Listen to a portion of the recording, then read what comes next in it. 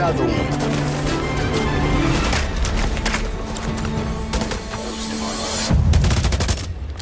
Run, Forrest, run!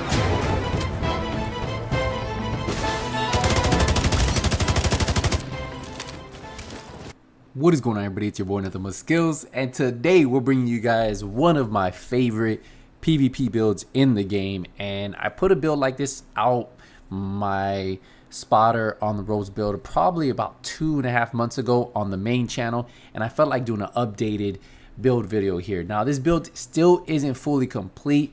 I still haven't been blessed with RNG, and I am looking at it. But let's get into the build. So I'm running a 3-11-7, and that's how you're gonna typically run spotter on the ropes, because you need to have 7 utility. Now for this build, I wanted to show you how I run it when I run the P416 with headshot damage, and then how I run it with the Eagle Bear. So in this video, I'll show you first the P416, and then I'll show you what I do, what weapons I use if I use the Eagle Bear. So my armor is at 324. I would like to have this around 400k armor. Ideally, that's where I want to be. Health is decent, 82,000, can't really complain there. And my skill power is 1500. Now the weapon I am using is this custom P416 at 22,000 damage. Now it has Optimus on here. Weapon damage is increased for 3% every 10% ammo missing from the magazine. Now this requires 5 or less offensive. It also has a Legro on there, 10% rate of fire, and then it has recharged, which I wouldn't mind having protective reload instead. But yeah, these definitely, this is how I run my custom P416. The way I have it modded, I do run an ACOG scope, that 4x scope, so it does work with the Nemesis. I also run an angle grip with 10% stability, that sturdy extended mag for the 20 rounds, and then on the muzzle, 10% crit damage, which I have no crit chance on this build, so you can actually switch that out to like stability. Now, the only reason that I do run that scope is because I do take advantage of this preparation, while holster gain 25% headshot damage, and with having that scope on this P416, it works. Now for the pistol, if you're gonna run the survivalist specialization, which I recommend, you get a pretty good talent from running the DE, that it brings you rooted while equipped and in cover. All skill damage and healing is increased by 25% for 10 seconds. Buff is lost when you exit cover, and this can only occur every 60 seconds. So another really good talent that you get just from having this pistol that they give you when you select the specialization survivalist. Now, if I'm not gonna run my P416, which a lot of times I don't, I run this Eagle Bear. The Eagle Bear's damage is gonna be a little bit higher at 27.3k. So definitely, if you have the Eagle Bear, run the Eagle Bear with this, and then run a secondary weapon that might have something like protective reload. So let's get into the build itself, the mask. So we are running a 3-piece Gilligard. We actually have 4 pieces, so we unlock a 3-piece, the 5% total armor, 20% hazard protection, 15% pulse skill power. Now we are running 1 blue, 1 yellow on the attribute, so we have 13k health, 271 skill power, and then of course spotter, 20% weapon damage to pulse enemies. Now the reason why you want the Gilligard mask is because it also comes with a utility mod slot, and on there, that's where you can put another skill power roll, plus you can get those pulse skill power or cam launcher skill power. Right here we have pulse skill power of 250. Now if we get into the chest piece, so the chest piece is my second piece of Gilligard. This has total armor. I wish I could have a higher armor roll versus a total armor. Probably like 40k armor would be a better roll that I could roll on here. I have a couple pieces like that.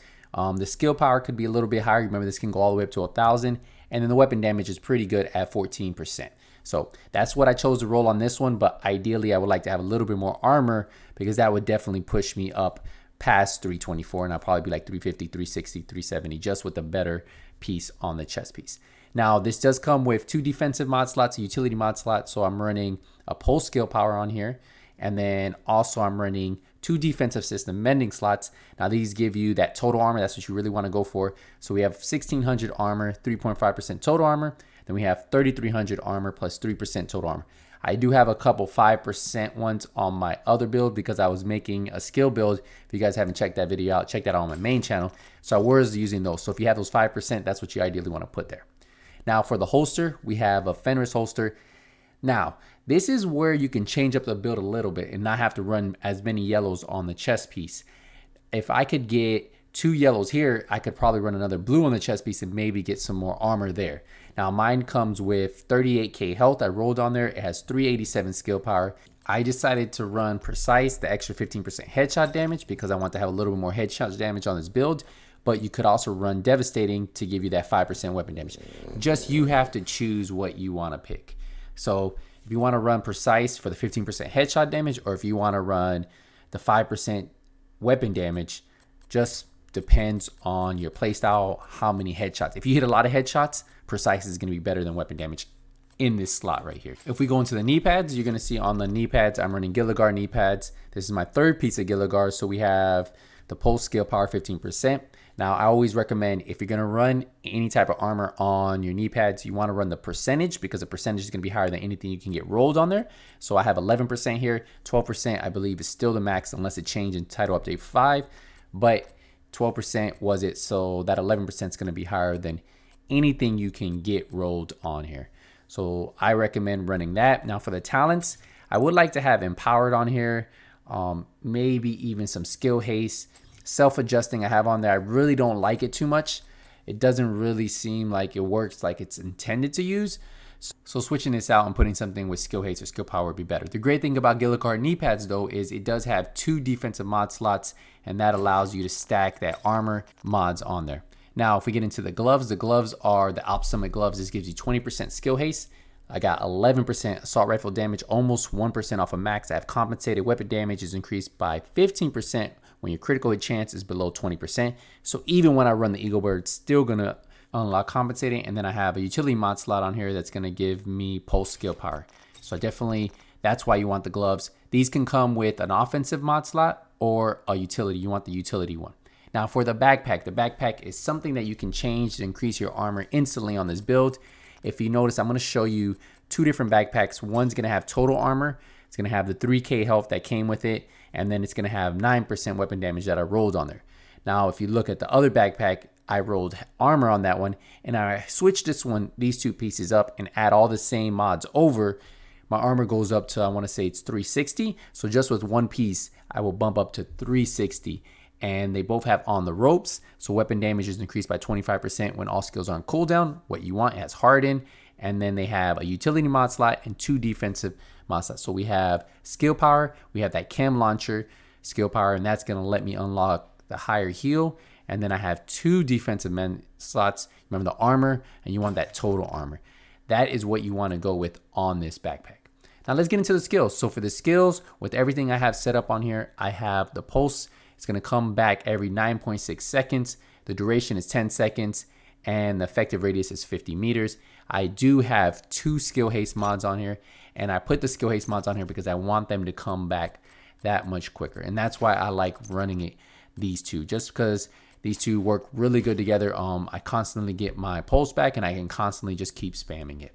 Now I pair up the pulse with the chem launcher, and if we look at my chem launcher, look at the armor repair, almost 100,000. Now, I want to tweak my build so I have more raw skill power just with the utility mods and then the regular rolls. And that way, instead of running this chem launcher skill power, I could run this 84% heal and it would push me to 140% tick. And ideally, that's what I would want, be around 140. Right now, I'm only around 100. So we have to start praying to the RNG gods that hopefully I get some better rolls, get some better utility mod slot rolls, get some better skill power rolls, and then I can start tweaking this build, get those higher skill power rolls, and one day we'll have around 400k armor with 140 tick heals, and that's where we would be maxed out and have the perfect build that I'm pushing for. So let's check out the stats. So we're going to check out the stats with the P416 first. So we're at 22k. Remember, weapon damage with the P416. If we swap that out to the Eagle Bearer, it's just going to go up because, you know, the Eagle Bearer has better base damage. So if we look at the Eagle Bearer real quick, it's at 27 base damage and we gain that 10% crit chance, right? But we get 25% extra headshot damage on the P416. So that's the big difference between the two. The headshot damage is base 70% on both the Eagle Bearer and the P416, but it goes up to 95% when I use the P416. Now, if we look at all weapon damage, 23%, Assault rifle damage 38%, and then we're at 28% health damage. We keep going down. We see we have 324k armor. Then we have 20% hazard protection. We go down some more. We have that 20% skill haste. So not a lot of skill haste on this build. If we put a little bit more, we can get our skills a little bit back a little bit quicker. Then we also have our base skill power, and then you can see our pulse and our chem launcher skill power goes up because of the utility mods, and then of course the auxiliary battery pack that I have in the chem launcher. So this is my build. This is how I run it. This is my most up to date. If you want to see what the old build looked like, you can head to the main channel. I released it in Title Update 3, so I still ran this build all the way to Title Update 5. I just tweaked it little by little by little, and this is ideally what you see when you fight players who are running and gunning, because it has good survivability, you have a nice chem launcher heal, you have really good damage, spotter and on the rope stack, just really good, all works together. So this is what you will most likely run against if you run into the dark zone versus the AR build. 3-11-7 builds, either running Unbreakable or Bloodsucker. They switch those back and forth, but besides that, this is what you're gonna see in the dark zone, in the ODZ, in conflict for ARs, and then of course you see the skill builds running around. Let me know what you guys think. If you guys enjoyed this video, leave a thumbs up. Thank you guys again for all the support. But until next video, nothing but skills out.